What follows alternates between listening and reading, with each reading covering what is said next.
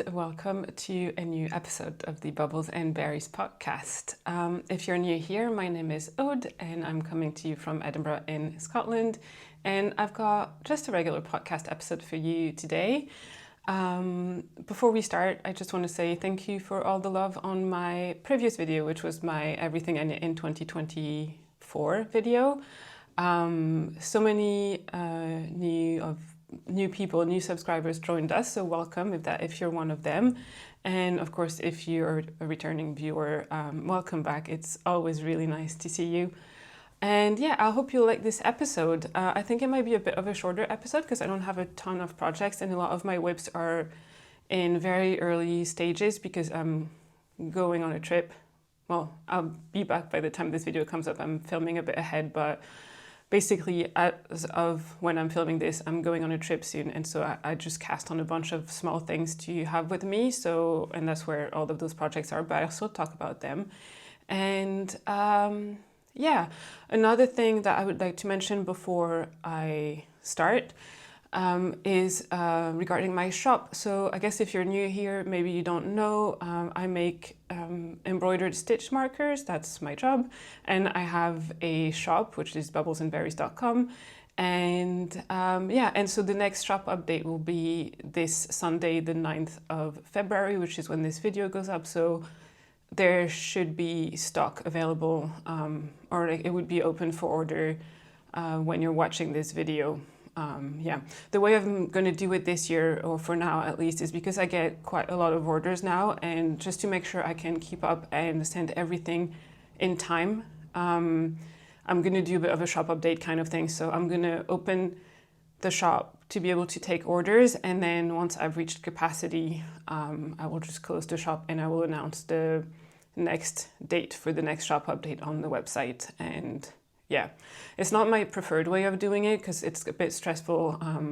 It's stressful for me because I have to keep track of all the orders coming in quite closely to make sure that I don't go over what I'm able to make. And I know it's a bit stressful for you as well because you don't want to miss out. But I feel like right now it's the only way that I can manage my workload. So yeah. This is what I'm going to do now. It might change in the future if it makes sense, but yeah. Anyway, all that to say that if you wanted to purchase stitch markers, the shop is open now and you can do so now. So yes, there we go. That's the admin bit over.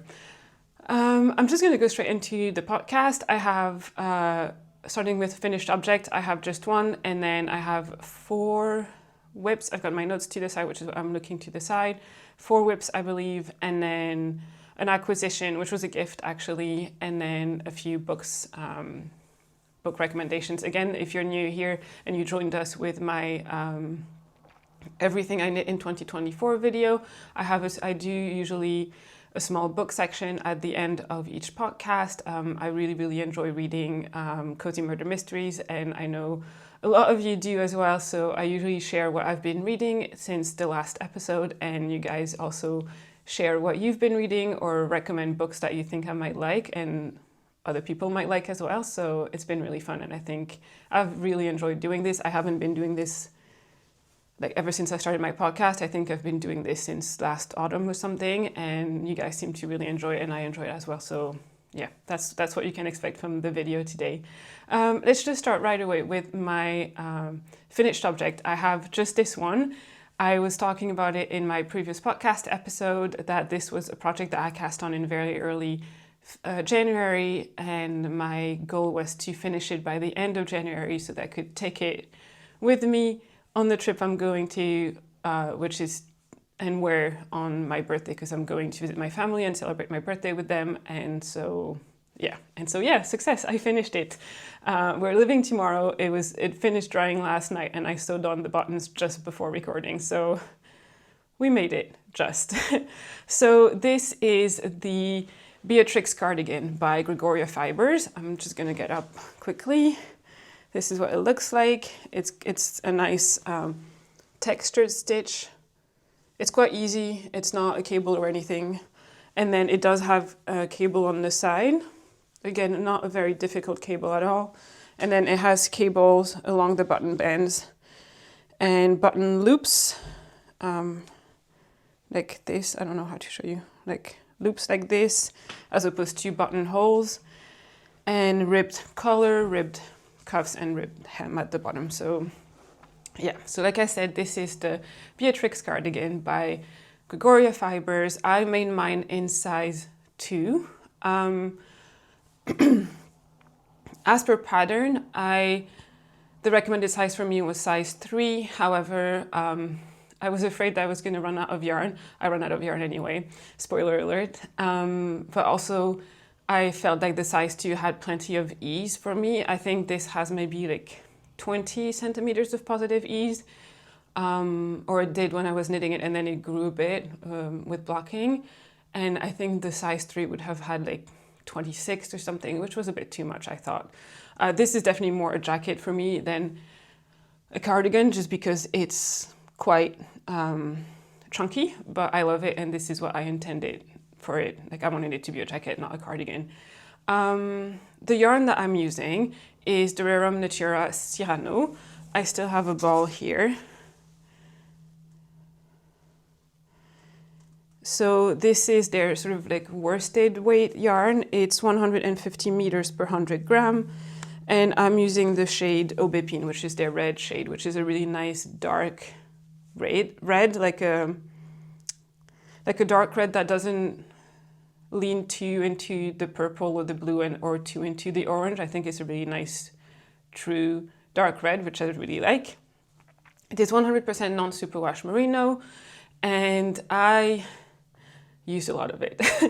I ended up weighing my yarn, like weighing the jumper when it was done and dry, and it's 875 grams. So that's a lot of yarn. This is not the yarn recommended in the pattern at all. I think the pattern recommends maybe a DK and a fluff or something like that. I did get gauge with this, so it worked, but yeah, it's quite a heavy cardigan or jacket with, like, especially because of like the cable and the texture is not just plain stockinette. So yeah. Regarding the yarn, some of the yarn I already, like maybe, I don't know, 2/3 of the yarn or something I already had from a previous project a few years ago. I knit a crescendo sweater, I think, by the Knit Pearl Girl. Lovely pattern, lovely sweater. I just was never wearing it, to be honest. So I decided to frog it and use the yarn for this. I did not have enough. And I don't know what I did with the math and trying to figure out how much I needed. Like, I got it wrong and I had to reorder yarn like 3 times, I think. Thankfully, Carol who runs Knit With Me in London stocks this yarn and has been sending me, like, I've been able to order yarn from her, and like she's got super quick delivery, so it was great. So I think I ordered like another 5 balls in like 3 different orders or something, because I kept thinking that I would have enough yarn and then I kept running out. In the end, I was just a bit paranoid and ordered the last 2 balls, and I didn't even end up using them, but you know, for my peace of mind, it was worth it. So yeah, and now I have 2 balls like this left pretty much, but it's really nice. I think I could make like a hat or 2 or something like that, so I'm not mad about it. But yeah, yarn quantities was a bit strange for me to manage, and I think it's me. I don't think it has anything to do with the pattern. It's just my yarn is so different from what the pattern recommended that, yeah. Also, I like lengthened the sleeves a bit and the body a bit, so yeah. Anyway, that meant that because I had to reorder yarn, and because the yarn that I originally had was from at least 2 years ago, the dye lots were not the same, obviously. And I asked you guys, the last time I showed you 2 balls of one of each of the dye lots together, and like I couldn't tell a difference, but some of you also couldn't tell a difference, and some of you could tell a difference. And I tried in artificial light, I tried in natural sunlight, I tried in all the lights, and I wasn't really sure. So what I ended up doing is that whenever I changed from one dye lot to the other, I would fade them out. So I would alternate skeins for, I don't know, maybe like 5 or 6 rows or rounds. That's what I ended up doing. And that means that basically I think both sleeves up until maybe like the middle of my forearm is the old, like the original dye lot from like 2 years ago. And this is the new one, and then the body, I think from like maybe my waist down is the new dye lot, and then the collar and the button bands are also the new dye lot. And yeah, I can't tell a difference at all. I really can't. I don't know if I needed to alternate skeins in the way I did or like fade them out in the way I did, but I'm just glad I did just to be safe.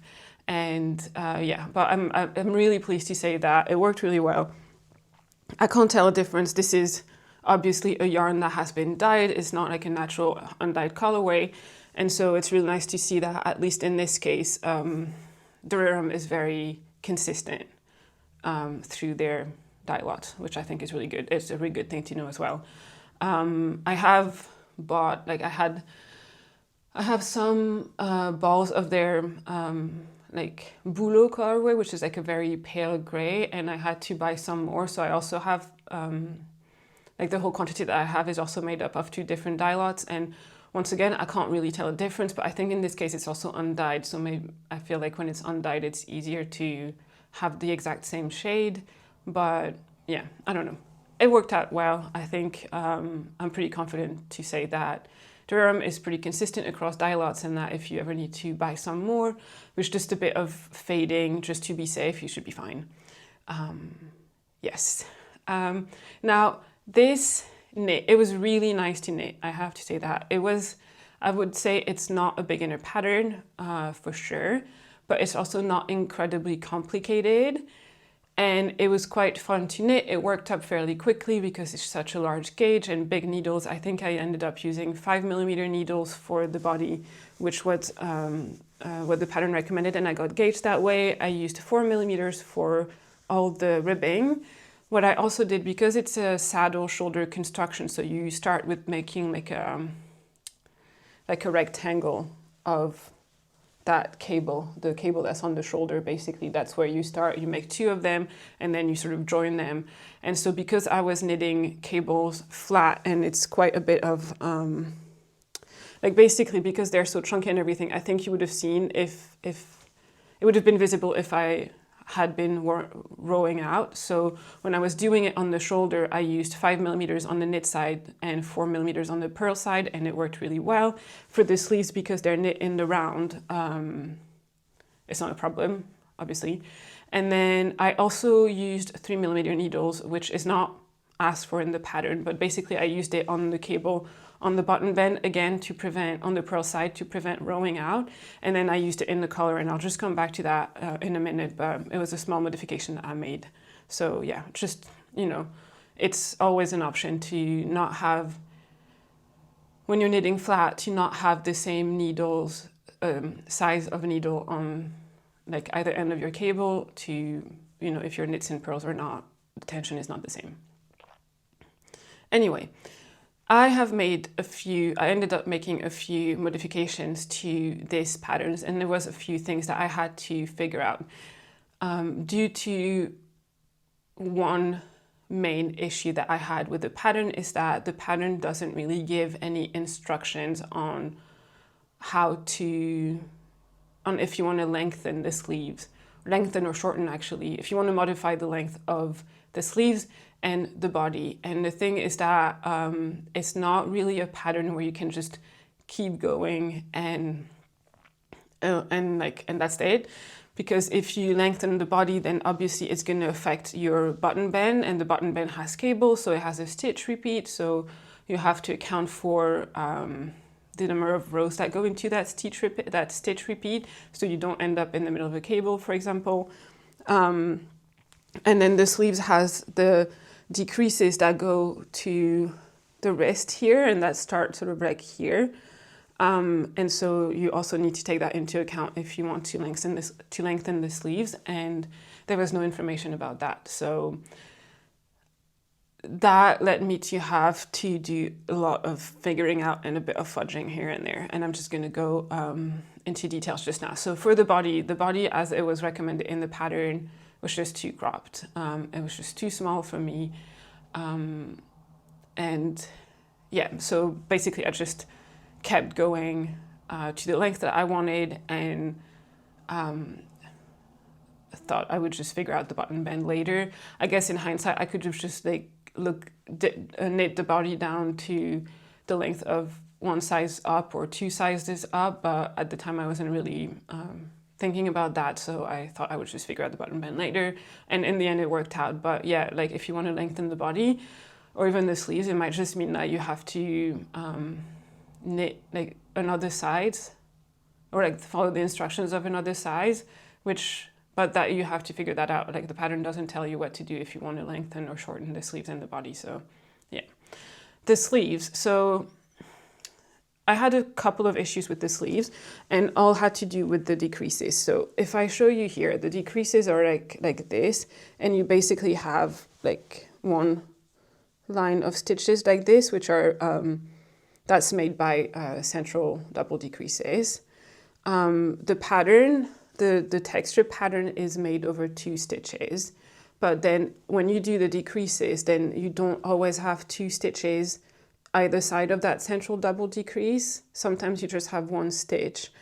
And so the pattern says that if you just have 1 stitch to just knit it, but that meant that for some of the time the band here would have been like 3 stitches wide, and then some of the time it wouldn't.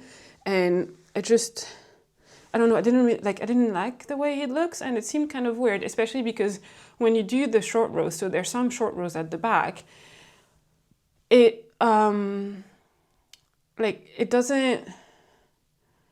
tells you that if you only have 1 stitch left, to just do the pattern, like the texture pattern over the 1 stitch instead of doing it over the 2 stitches. So I don't know why the pattern didn't say to do the same here on the decreases, but that's what I ended up doing, because I think doing the decreases or doing the pattern, the texture over 1 stitch as opposed to 2 stitch is not very visible, and a lot less visible than having a thick band here of stockinette. So this is what I decided to do. The other issue that I had with the sleeves had to do with the decreases. So in a lot of patterns, when you pick up for the sleeves, you knit just a very short amount, and then you start decreasing until you reach the number of stitches that basically you might have for the wrist, or like, and then from there you just knit straight to the length that you want. In this pattern, it said to knit for a certain amount, like a much longer amount of rounds, which I'm assuming is like supposed to take you around to your elbow, and then you do the decreases, and at the end of the decreases you're supposed to start the wrist.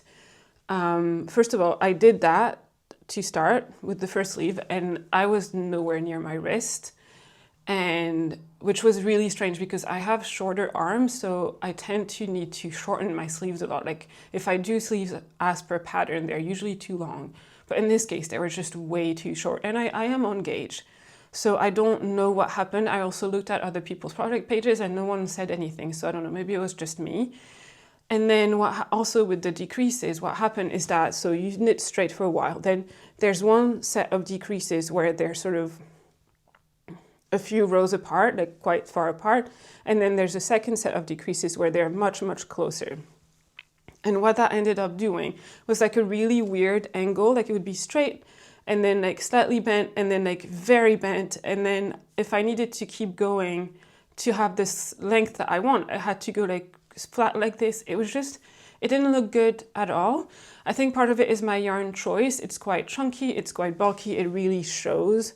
It doesn't have the drape that maybe the yarn that the designer used have, but it was just like, it was just not nice at all. The sleeve really had a really, really strange shape and odd angles. I don't understand what happened there. So what I did is that instead of doing the second set of increases where they're all really close together, I didn't. I just knit the length that the pattern recommended, and then just started decreasing in the way, like as the first round of decreases. Did I say increase before? Decrease. We're talking about decreases. In the way the first set of decreases is written, meaning like the decreases are several rows apart, and so it decreases at a much slower rate. And I just did that all the way until I reached the length that I wanted. And then I think when I hit where I wanted to start the ribbing for the cuff, I think maybe I was like I had 2 or 3 stitches more than what I was supposed to have for the cuff in my size. So with the first round of ribbing, I just decreased them all. And it doesn't even, because it's only 3 stitches, it doesn't even do like a balloon sleeve or anything. It doesn't really show. So yeah, that's what I ended up doing. But just something to keep in mind when you're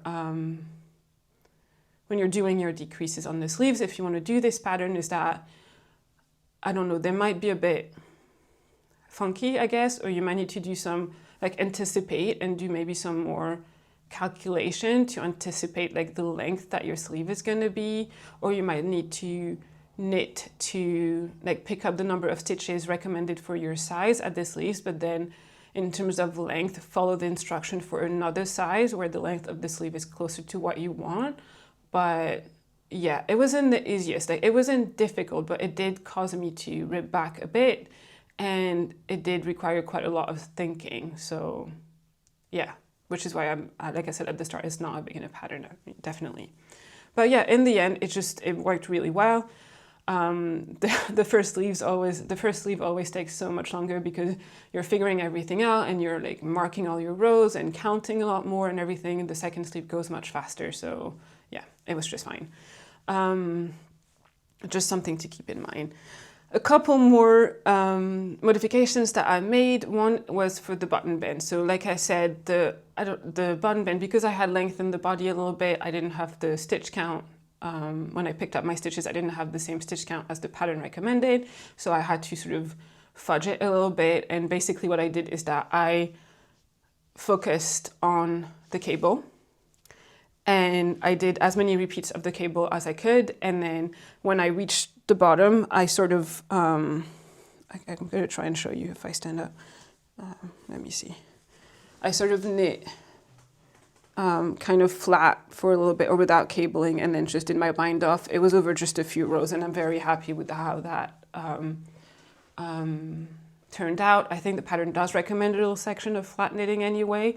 I just didn't have the same amount of rows, but that's okay. I figured this out.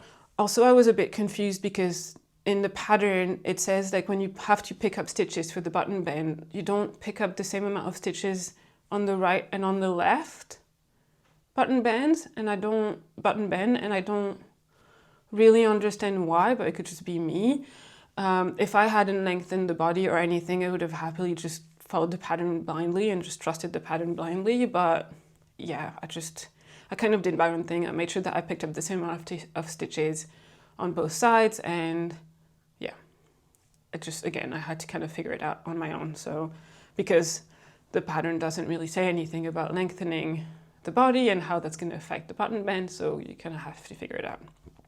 In my case, I had to. And then the last modification that I made, oh no, actually there's 2 more. I modified this pattern a lot, I realized, but you know, I just wanted it, I'm going to be the one wearing it, and I want it to fit me really nicely. So the second to last modification that I made is not a big one. It's just about the color. This is, as I've said it before, is quite heavy. And I was worried that because it's quite heavy, it was going to really pull on the collar, and just like the collar would be like too wide and it would lose sort of like shape and structure around the neck. And so I knew that basically the collar had a really big role to play in sort of bringing it all together. And so the way I did that is to make sure that it really like brings it in and compensate for the weight of everything else, is that I picked up a lot less stitches than the pattern recommends for my size. I think it said to pick up 1 stitches for every row, basically. And I picked up 20 stitches less than what it recommended. Basically what I did is that in the cast on at the back, I picked up 3 stitches for every 4 rows, and then everything else, so along the cables here, along the collar, and then along the button band here, I picked up 2 stitches for every 3 rows. And that way it like really brought it in. It wasn't too tight, but it really brought it in. And then in addition to that, to make sure to really, so it wouldn't like stretch out, because I don't think, because it's a cardigan, I don't I think it would be very tricky to put elastic in the collar and it not being visible when you have the cardigan open like this, you know. And so another thing that I did to really give structure to the collar is that you do an Italian bind off to finish the collar. So you do the 2 setup rows and then, you know, you go in with your darning needle. And so the 2 setup rows, I went down a needle size. So the collar is, I've knit that on 4mm needles, but I did the last, like the 2 setup rows for the bind off on 3mm needles, and I bound off then with my needle, my darning needle, like quite tightly. And it really worked. It worked really, really well. It's got good structure. It's like sitting really well on my shoulder. It's like close enough to my neck without like strangling me. I can close the upper button. I just don't because I prefer it like this, but I can. And yeah, it worked out really well. But again, that was me making those decisions. That was me having a bit of experience with knitting colors and pickup rates and things that have worked and haven't worked in the past for me. So I sort of knew what to do. It's not what the pattern instructed. So yeah. And last but not least, the button loops. So they're little loops, not buttonholes. And I just didn't do the way the pattern called. It was like I don't remember what it's called. There's a tutorial, but basically I just crocheted a chain. And that was that, which was a lot faster and a lot easier. And I think it looks just as fine. And yeah, what the pattern recommends basically, I was worried that it was going to make the button loops too thick to properly sit around the button. So I decided to do it a different way. I don't think there's anything wrong with the way the pattern recommends to do it. I just was concerned because of the yarn specifically that I was using that it would just make it too thick. So I just crocheted a chain and I think it worked really well. And then the buttons, I used these like metal, I think they're metal, sort of like brass colored buttons. They look like this. I don't know if you can see. They're like little flowers. And yeah, they're very pretty. I ordered them from Textile Gardens. I'll link it down below, which is where I always order my buttons. I'd ordered a bunch and I think these are the one that fit this project the best. So yeah, overall, oh my God, I've been talking about this thing for about 25 minutes now. Overall, I think it's a beautiful pattern and I'm very, very happy with the final product. I think it's not a pattern for beginners, and if you want to knit that, just go into that expecting that you might need to adjust things. Like just expect that you might not be able to just follow the instruction blindly. Yeah, just know that, and then if you know that before you start, then everything will be fine, and you'll pay more attention to all sorts of things, and everything will be well. I'll put all my notes and all the modifications that I've made in Ravelry in case that's helpful for anybody else. But yeah, but still, like, I feel like I'm maybe not.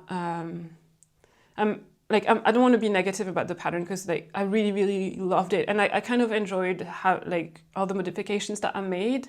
It was really a really nice feeling to be able to make it exactly how I wanted it. For me, it was also like really nice to feel able to do all those modifications that I made, and yeah, like I love the pattern. I'm so happy that I made it. I've loved it ever since it came out, and I'm so glad that I now have knitted it and I own it and I have it in this beautiful red color.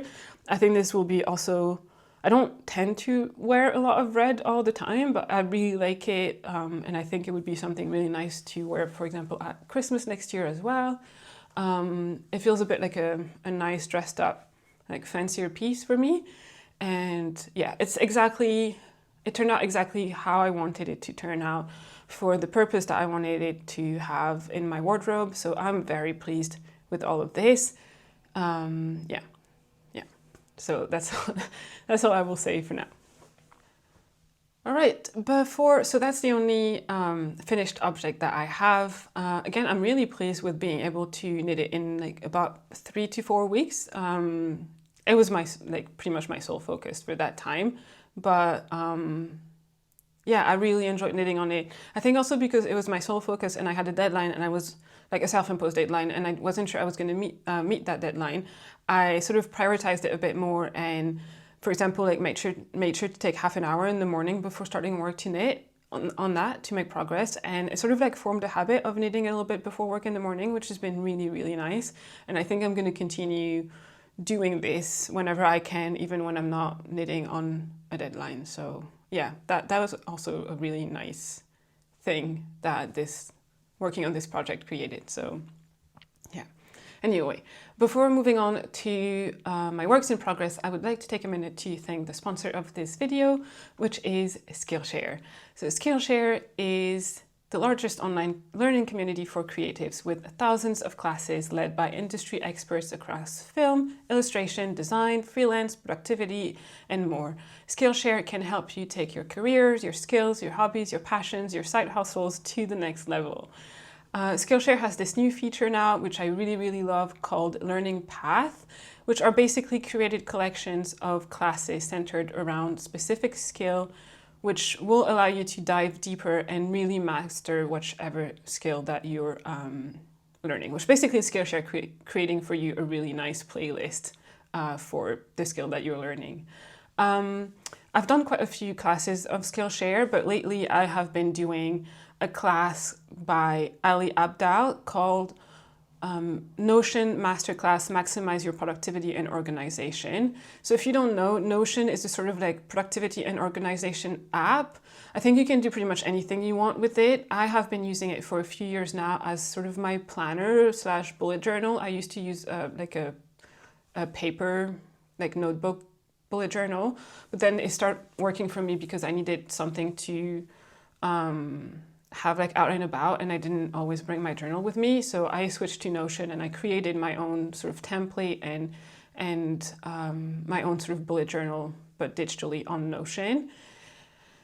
And I have been doing this Skillshare class on Notion just to go back to the basics and sort of like refresh my memory on how Notion really works, because like I said, I've just been using the same template for my like sort of digital bullet journal for years now, but I've been wanting to use it to maybe create a knitting journal.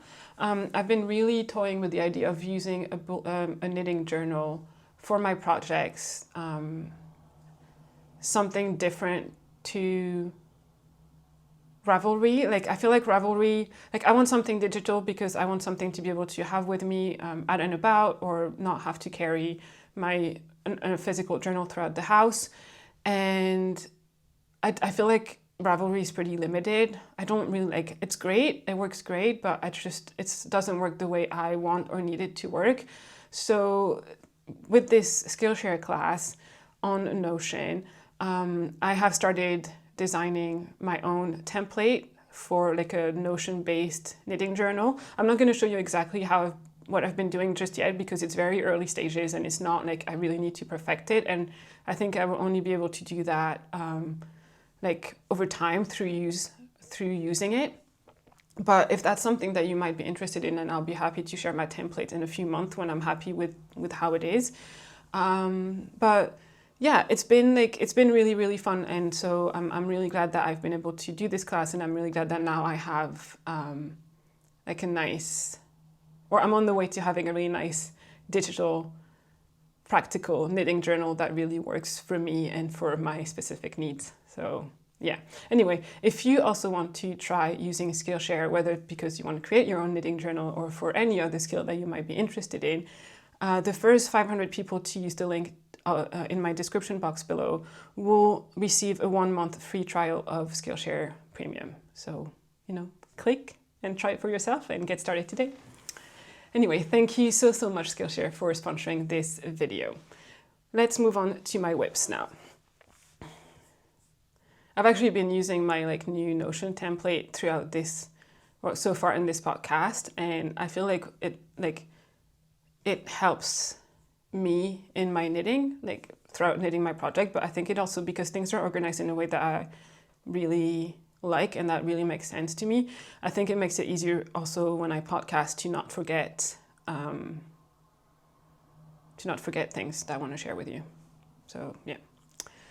The first work in progress that I would like to share with you, I have 4, like I said before, and they're all small. And the first one is a pair of gloves. It's penny gloves that I am making for my mum as a Christmas present. Obviously, we're well past Christmas, but I'm traveling to my family, as I said, and so I'm going to bring the Christmas present then rather than post them. It's just, I don't know, it seemed to make more sense. Anyway, the gloves are a pair of penny gloves, and I have one finished, and I'm currently working on the other one. This is what it looks like. So these are the penny gloves by Petite Knit. It's a very popular pattern. Many people have made them. I think this is my 4th pair that I've made, I believe. They're really nice for gifts. Like nicer than socks because you don't have to know, like unless someone has particularly large or small hands, like it should fit most people, whereas like socks you have to know someone's shoe size. But yeah, the yarn that I am using is Knitting for Olive merino and soft silk mohair held together in this beautiful blue, which is the shade Deep Petroleum Blue. I love it, it's very pretty. And this is where I am on the second one. So I just started the increases for the thumb bit. And yeah, I'm knitting it on Magic Loop. I'm knitting it on 2.5mm needles. I think in the pattern, Petite Knit uses 3mm needles, and I usually go with the same size needles as she does because my gauge really tends to match hers. But for these, I've always done them on 2.5. I think the first one I did on 3, and it was really nice, but it could have been a bit more snug and more, I would have liked the fabric to be a bit more dense. And so since then I've been doing it on 2.5 and it works really well. I guess I can try on the first one since it's finished. Let me see if I don't really have a lot of notes because I'm in the process of knitting them, but yeah. So yeah, this is how it looks like. I've been knitting the arm, like wrist bit shorter. I think the pattern says 12 centimeters and I think these are 9 or 10. I think it's plenty. Yeah, I think it's plenty. I don't think you need to, I don't feel the need to do the full length anyway. And that way it also uses a bit less yarn. So, you know, if you're short on yarn, maybe that's a way to modify the pattern to make sure that you get a pair of gloves out of it. And yeah, I cast on with like a long tail cast on or a German twisted cast on, like the one that's recommended in the pattern. But the pattern recommends that you bind off the normal way, but I'm always worried that it's not going to be stretchy enough. So I've been using the very stretchy bind off, I think it's called. It's a video by Very Pink Knits. I'll put it in the description box below. It's quite nice. It works really well. It has a little bit of stretch, but not a lot. I mean, not too much. And it sits really well, like it's not like squeezing my fingers. So I've been using it for the top here and also the top of the thumb. And yeah, I actually did weigh the yarns just because I was curious. I think for the first mitten, I used 12 grams of the merino and 5.5 grams of the silk mohair. But then in the ball, I think the merino is 50 grams and the mohair is 25. So I think I might, like, I'll check once I'm fully done, but I could probably get 2 pairs. I might be able to get 2 pairs of penny gloves out of one, like out of that yarn, which is really cool, especially like if you're making a bunch for gifts and things, like you can really get a lot out of your yarn. So yeah. Anyway, I have to finish these really quickly. I think I'm going to work on these this afternoon. We're flying out tomorrow, but I don't think I'm going to take these on the plane. I'm going to put them in my checked luggage because I've never had issues traveling with my needles, but usually I travel with my small, like 4-inch metal needles, and I think these are 5 inches or more, and I think that's the problem, that they would be too long. I think that's usually the problem. It's not so much that they're metal, it's the length of it. You know, it's like you can have like tiny scissors, but I think the blade shouldn't be more than whatever size. So yeah, I think these are going to go in my checked luggage, hopefully with very little to knit on, so I can finish that like later that night or something, and then give them. I'm not going to see my mom for a couple of days, but just make sure they're finished before I see her. That's kind of the whole point. And yeah, that's really all I have to say about it right now. I won't have them in the next episode because they would have been gifted, but I'll put pictures, and they're just very nice. And I really, really like that color actually. So I think if I have enough to make another pair, I might make another pair for myself. I have one pair in red that I have for myself, but I leave them in the car for, you know, when you get the car and it's really cold and your hands are really cold on the steering wheel. So it'd be nice to have another pair for me, like at home. So yeah, anyway, I'm going to stop rambling and I'm going to move on to my next work in progress, which is like two of them that kind of go together. In my mind, they're not designed to go together, but in my mind, they go together. And these two were on my winter knitting plan list and video. The first one is the Weekend Headband by Petite Knit again. Like I said, I cast this on to have with me on the plane, on the trip, so it's literally looking like nothing. It's just, there's not much to show. But I will still talk about it for a minute. So like I said, the pattern is by Petite Knit. I'm making a size small. I am like right in the middle, in between like size small and size medium. I think size small is like 54 to 56 centimeter head circumference, and the size medium is 57 to 59, and I'm 56.5. Typical. Sorry, I got interrupted there. So I decided, because I'm in between the two sizes, I decided to go for the smaller one because it's ribbing, so it's quite stretchy, and I kind of wanted a bit snug. So yeah, hopefully it will work out and we'll see. If not, it's not a lot of work and I can always redo it, but yeah. What to say about this pattern? The yarn. Sorry, I got distracted. Like, we have very nosy neighbors upstairs and it's sort of, I feel frazzled now.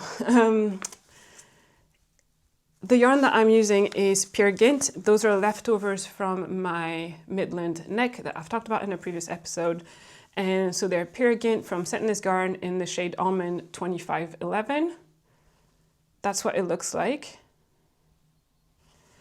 And yeah, I think I have plenty. Like, I'm not worried at all about the amount of yarn that I've got, so I'm sure it'll be just fine. I'm knitting this on 3.5mm needles, which is again what Petite Knit recommended. Because I've used this yarn quite a bit, I have a 2 project where I've done a bit of ribbing in that yarn. And so I used like the gauge on those projects to see, it wasn't in 3.5mm needles, I think it was on 4, but based on the gauge that I got on those project, I figured that using 3.5mm here as the pattern recommends would get me like close enough to the gauge that I'm supposed to get. And yeah, that's all I have to say. It starts quite interestingly with Judy's Magic Cast On, where you cast on 2 needles, which was really interesting for me to do and to learn, because I think this cast on is often used for toe-up socks, which I never do. So it's not a pattern, it's not a cast on that I really ever use. So it was kind of a new skill for me to learn.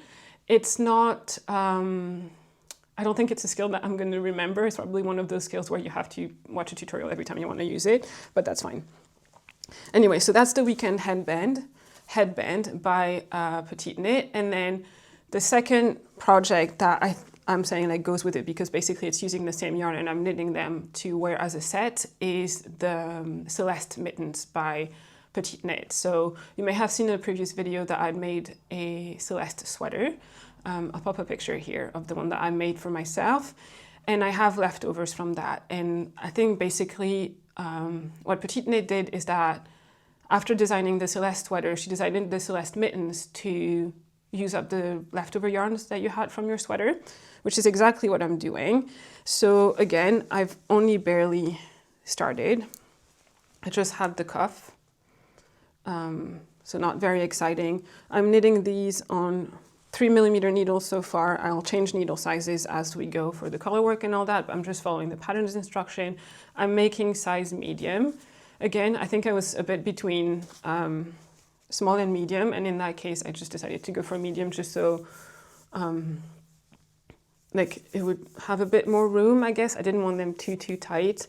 You measure your size by measuring around your knuckles here, so that's what I did because, you know, I just followed the pattern's instruction. And yes, for the colors, which obviously I haven't started yet, but the main color is going to be this one, which is Almond again, which is 2511 pure Gint, same yarn. Same yarn I used for my Celeste sweater, same yarn I used for the headband. And then I have these 3, which are a bit tangled, or these 4 actually, which I am using as my contrast colors. I have, again, that's what I used in my sweater. That's just a leftover. And I have enough. It tells you in the pattern, which is really nice, exactly how much you need of each color for each size. And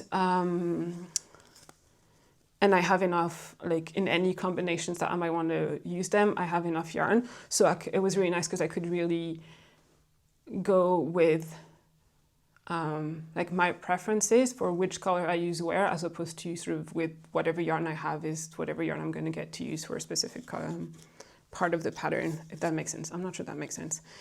Anyway, one of the colors that I have is this like beige. It's a bit warmer. I know it doesn't look much different. It's a little bit warmer than the Almond, and I'm not putting it right next to the Almond because the contrast wouldn't be enough. But this is 2710. I also have this dark blue, which is 6581, I believe. It's not, the labels are a bit faded now. I have this light blue, which is 8051. And I have this brown, which is 3070. So yeah, I've already drawn, I'm not going to show you obviously because it's a paid for pattern, but I like the pattern has the chart in the color that Petite Knit uses for her sample, and then it has the same chart with the like little symbols for each color, so I colored that in with my colors. And it's really nice because then you can sort of play around with your color placement and which color you want to use where. So yeah, I'm very happy with that. I think it's going to be pretty easy knitting. I haven't read the entirety of the pattern. I think for the thumb, it's one of those things when like kind of like when you do like a sort of afterthought heel where you put a bit of scrap yarn that then you take out. I have never done that, so that will be a new thing, but I don't expect it to be very difficult. If only just a bit stressful because I'm going to be scared that everything is going to unravel even though it's not supposed to, but you know, it'll be just fine. But otherwise, I'm knitting it on magic loop. It's easy color work. From what I remember, even on the Celeste sweater, like there's no catching your floats or anything. So yeah, it'll just be fine. And I'm really glad to finally use up those scraps and finally get these 2 projects ticked off my like winter plans list, and also that yarn out of stash. And then oh, actually one modification that I've barely started the mittens obviously, but I've already made a modification, and that is the cast on. It says to do an Italian cast on with like the setup rows and all that stuff. In that instance, like I don't have anything against it, but in that instance it was just too much faff, and I did, for me anyway, and I did a German twisted cast on, which is my favorite, like my preferred cast on. I use it for socks and everything, and it works just fine. And then for the cuff, I'm gonna do 2 extra rounds from what the pattern recommends, just to compensate for those 2 setup rows of the Italian cast on that I'm not making. So yeah, and yeah, that's all I have to say. And so last but not least, my 4th project or works in progress, which I realized it's a lot. Like I've cast on a lot of things just to go on a very, very short trip. And I know I'm not going to knit on all of it or finish all of it. But my thinking was that it was a good excuse to knit on stuff and have a variety of stuff, and a good excuse to cast on stuff, I mean.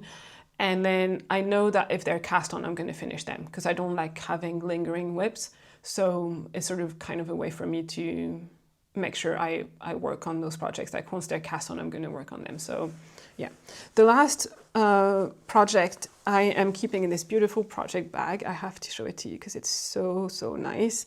This was a gift, a birthday present from my lovely friend Rebecca of Journey Through Yarn, and I love it so much. It's so pretty. It's exactly the colors that I love. It's so nice. I love it. The project that I have inside and that I'm knitting on is a Hiedra Headband by Fiber Tales. I have made one before, and I'm just going to show it to you now. So I've already made one. I didn't quite get gauge. I think it's too narrow. Like it's much narrower than what the pattern suggested, but I really, really love it. I wear it a lot. I think this one I knit in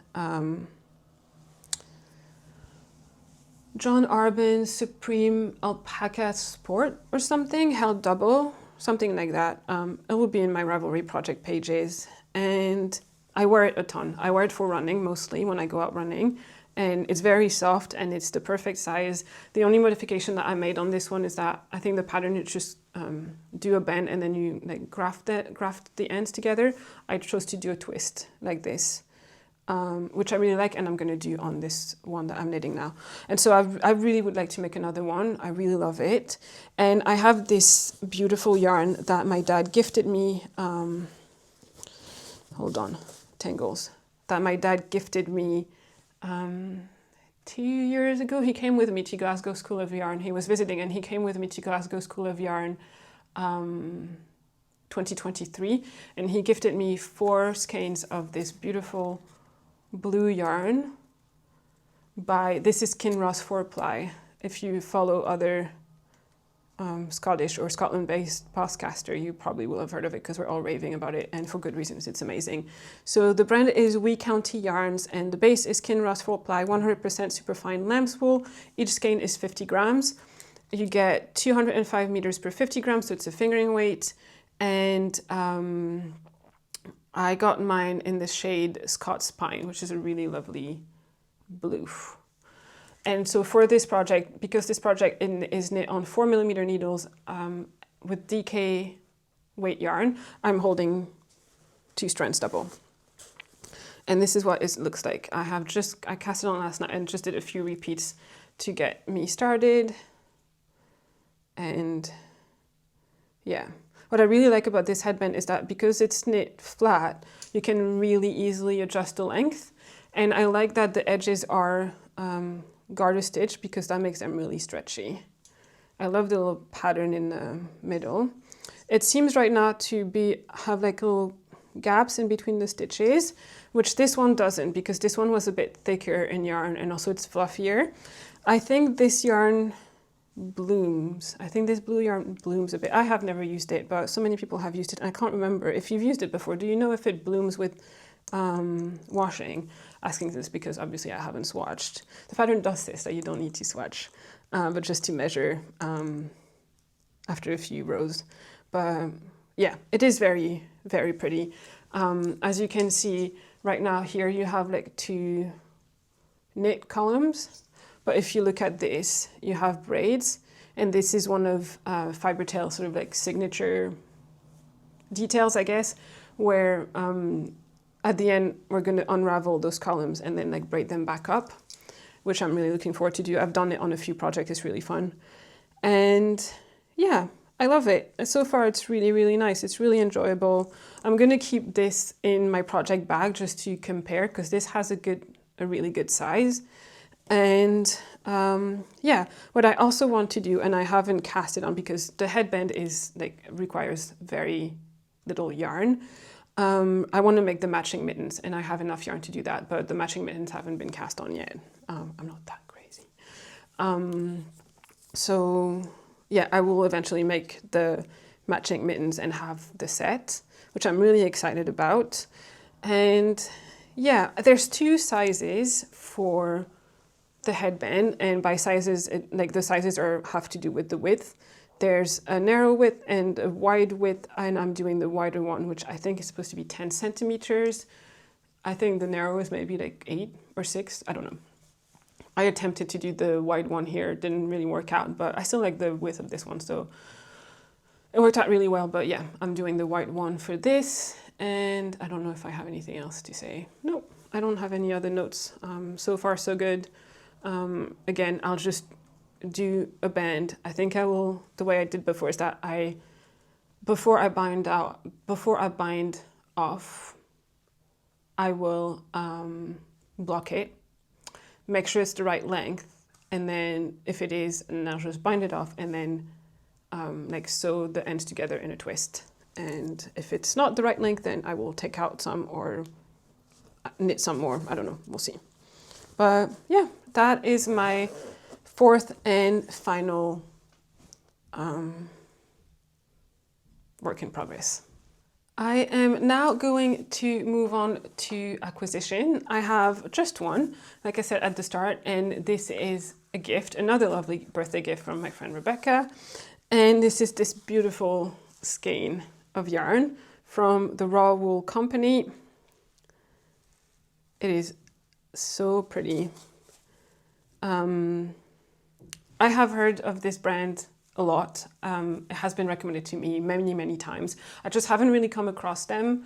I guess I can order from their website, but I don't know. I just haven't yet, and they don't, like, I haven't been to the festivals where they sell sometimes. So it just hadn't happened. It's not a big deal or anything. It just hadn't happened yet. So I was super happy when Rebecca gifted me this one. It is a 4-ply undyed British Wensleydale Longwool in the shade I think is Shepherd's Silver. And it really is silver. Like, it's quite amazing. If you catch it, I don't think it's going to show on camera, but if you have it in certain light, it almost looks metallic. It's quite, like, it's quite impressive. It's 350 meters per 100 grams, woolen spun in Cornwall. Yeah. I don't know what I'm going to do with it yet. I haven't decided. It's quite soft. So I could make a hat or something like that. I don't know. It's soft on my forehead. I don't know if it's soft on... maybe. I don't know. I'm going to look at it and admire it for a while, and then I hope the perfect pattern reveals itself at some point. But yeah, I really love it. It's very pretty. Very beautiful, like nice rustic yarn like I love. So yes, again, thank you, Rebecca, for gifting this to me. All right, that's all the acquisitions that I had for today. And before I go, I'm just going to talk about the books that I've been reading since my last podcast. So for the past month or so, I think the last time I was reading, I've been reading that series by Traci Hall called Scottish Shire Murder Mysteries or something like that. And I was on book 4, I think, which was called Murder at a Scottish Wedding. And it was actually really good. Like, it's not, like, it's very cozy. It's very cozy, but I think over the past, like, few books, the characters have really developed really well. And I think the intrigue for the 4th one was actually really amazing. I really enjoyed it. And so when I finished this book, I straight away went into the 5th book. I think there's 6 out now, but I think maybe 1 comes out every year or something like that. And so right now I'm currently reading the 5th one, which is called Murder at a Scottish Castle. Again, I'm really enjoying it. I feel like it's not the greatest book I've ever read, but I've come to really enjoy the characters and the village and the setting and the relationships between the characters. So it's very comforting to go back in a way. So yeah, I've really been enjoying this right now. The last one, I don't know if I'm going to read straight away because it is set at Christmas. So I'm debating either I'm reading it straight away to sort of complete the series or what's available right now and wait until the next one comes out, or I'm saving it until Christmas next year or like 2025. So I don't know. I haven't decided yet, but we'll see. And then I have also listened to 2 audiobooks. Let me just get the titles right. One is called Murder on the Marlow Belle by Robert Thorogood. This is the 4th book in the Marlow Murder Club series, which I really, really enjoy. I've listened to this book. I haven't read them. I've listened to them and I really like the narrator. So that was, yeah, it's really enjoyable. I was really actually looking forward to the next book coming out, and I didn't realize it had come out until I think it popped up when I opened Audible or something like that. So yeah, I really enjoyed it. And then I've also listened to The Art of Murder by Fiona Walker. That's a new series to me. There's 2 books available right now. And yeah, again, enjoyed it a lot. Took me a minute to get into it. I think it's not necessarily the book, and the narrator is actually really good as well. But I think I was just I was a bit anxious and my mind was busy with other things. So I was struggling to focus on listening to the book, but not because of the book, just because of me and where I was at mentally at this point. But yeah, I really enjoyed it, and I've downloaded the second book, which I plan to take with me on my trip, just to listen on the plane or something like that. So yeah, definitely a series that I'm going to continue to read or listen to, for sure. So yeah, those are the books that I have been reading lately, and I've really enjoyed. Please let me know in the comments what you're working on. Let me know what you've been reading. If you also have cozy murder mystery recommendations, I'm always happy to hear those and to sort of build up my to reads list. Actually, I have recently switched from Goodreads to Fable, and by recently I mean 2 days ago, but I really like it so far. It's really, really nice. It was really great that I was able to import all my Goodreads data automatically, that I didn't have to do everything manually. And yeah, I've really been enjoying it. It has more of a social aspect,